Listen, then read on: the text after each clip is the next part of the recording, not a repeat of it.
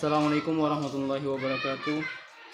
Innal hamdalillah nahmaduhu wa nasta'inuhu wa nastaghfiruhu wa na'udzu billahi min shururi anfusina wa min sayyiati a'malina may yahdihillahu fala mudilla lahu wa may yudlilhu fala hadiyalah.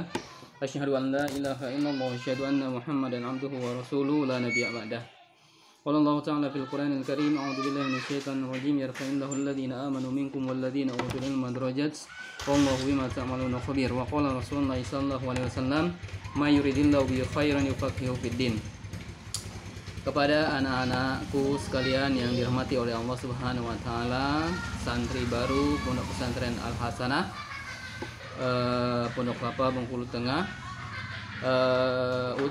Marilah kita bersyukur kepada Allah Subhanahu wa taala atas nikmat yang telah diberikan kepada kita, atas nikmat iman, Islam serta kesehatan, sehingga kita bisa bertemu dalam rangka masa orientasi siswa atau santri, walaupun secara online, karena sebagaimana kita ketahui kita sekarang masih di tengah-tengah kondisi wabah COVID-19 yang menghambat kita untuk bisa bertemu. Kemudian selawat serta salam semoga tetap tercurahkan kepada Nabi Muhammad SAW. Atas perjuangan beliau kita bisa mengetahui mana yang hak dan mana yang batil, mana yang benar dan mana yang salah, mana yang halal dan mana yang haram di akhir zaman ini. Kemudian kita bisa mengetahui betapa indahnya Islam ini.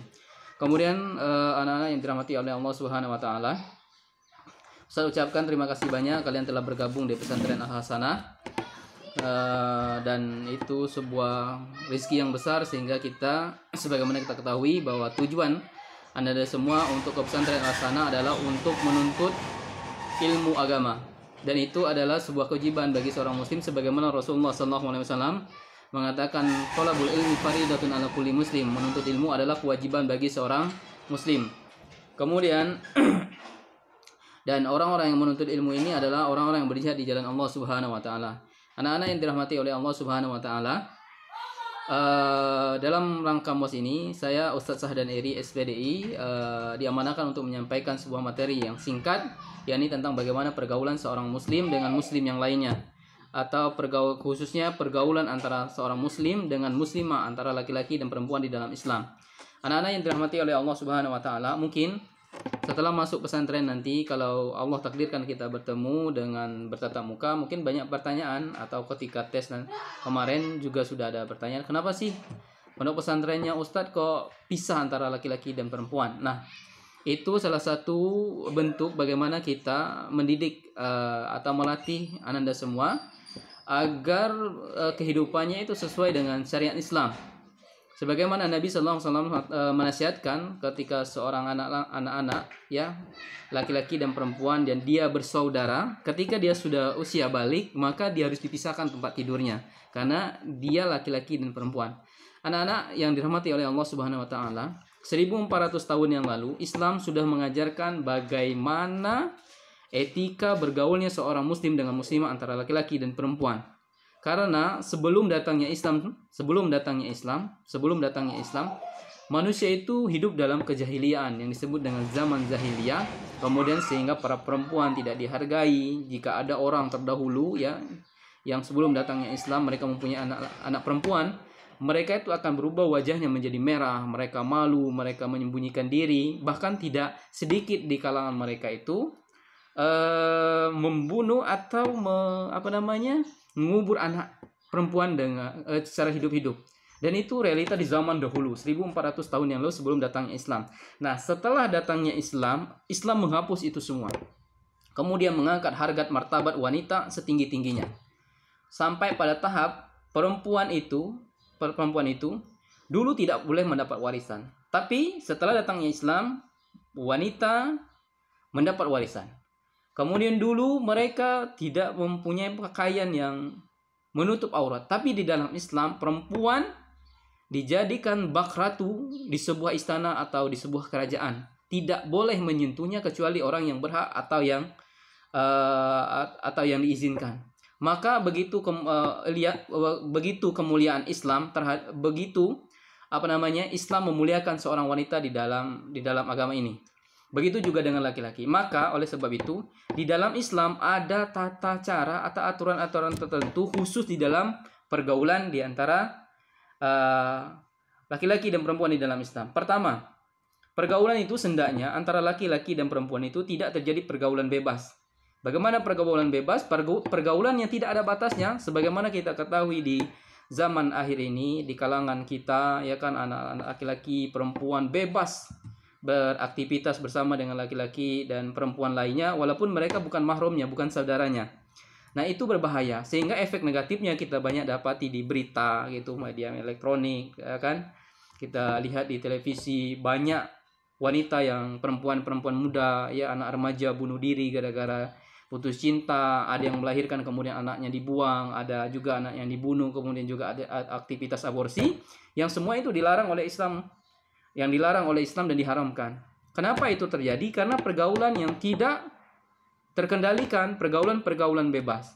Oleh karena itu, dalam Islam sudah diajarkan bagaimana pergaulan yang sesuai dengan syariat. Pertama, di antaranya kita tidak boleh, ya, berjabat tangan dengan wanita yang bukan mahram. Berjabatan dengan ibu boleh, dengan bapak, dengan ibu boleh, saudara kandung boleh. Maka yang bukan mahram itu apa?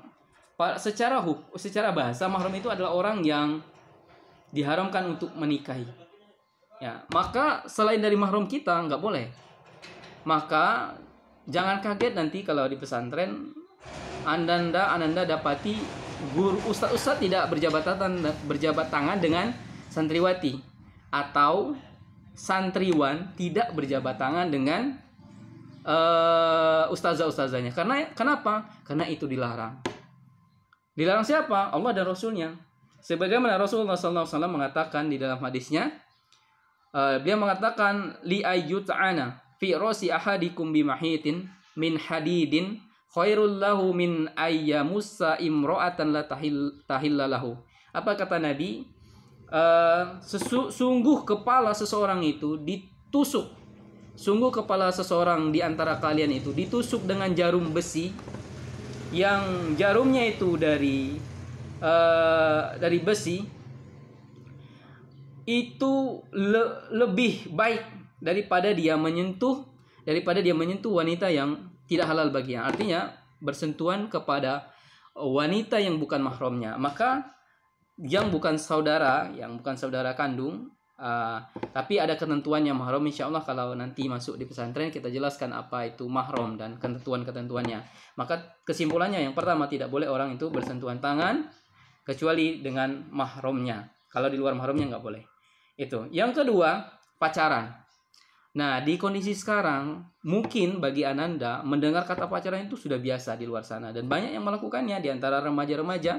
Dan efek negatifnya sebagaimana kita ketahui, ada yang hamil luar nikah, kemudian anaknya dibunuh, anaknya dibuang dan sebagainya, ada yang diaborsi, dan itu adalah perbuatan yang diharamkan oleh Allah Subhanahu wa taala. Maka di dalam Islam tidak boleh berpacaran atau berkholwat. Berkholwat itu maksudnya antara laki-laki dan perempuan, mereka di satu tempat yang tidak ada orang lainnya, bersepi-sepi, atau pacaran lah dalam bahasa kita. Maka ini tidak boleh. Apa kata Nabi? Man kana yu'minu billahi wal yawmil akhir. Barang siapa yang beriman kepada Allah dan hari akhir, fala yakhluwanna bi amratin. Jangan, benar sekali-kali jangan pernah mereka itu berkholwat, berpacaran, berdua-duaan dengan wanita yang tidak ada orang lainnya. Laisa ma'aha dhi mahramin, yang dia tidak menyertai mahramnya dalam pertemuan itu. Artinya cuma mereka berdua, dia tidak mengajak bapaknya, tidak mengajak saudara laki-lakinya atau yang lainnya. Maka berkholwat ini jangan dilakukan, kata Nabi. Kenapa? Fa inna thalithuhuma syaitanu. Karena yang ketiganya, kalau ada orang pacaran berdua-duaan, maka yang ketiganya pasti syaitan. Nah, syaitan kalau sudah ada orang berdua-duaan pasti dia ganggu. Dia akan menggoda agar mereka terjatuh kepada maksiat atau perbuatan-perbuatan negatif. Nah, kalau sudah setan ini menjadi pihak yang ketiga, maka jarang kita selamat, kecuali kita dirahmati oleh Allah Subhanahu wa taala. Anak-anak sekalian yang dirahmati oleh Allah Subhanahu wa taala, di antara sebab kita pondok pesantren kita dipisahkan antara laki-laki dan perempuannya itu adalah di antara yang sudah kita sebutkan tadi. Yang kedua, adabnya adalah menjaga pandangan. Maka selayaknya seorang laki-laki dan perempuan, ya, itu dia menjaga pandangannya.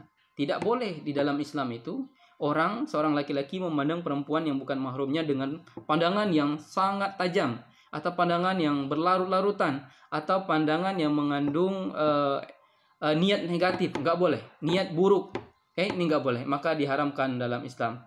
Anak-anak yang dirahmati oleh Allah Subhanahu wa taala, ada 3 yang kita sebutkan tadi,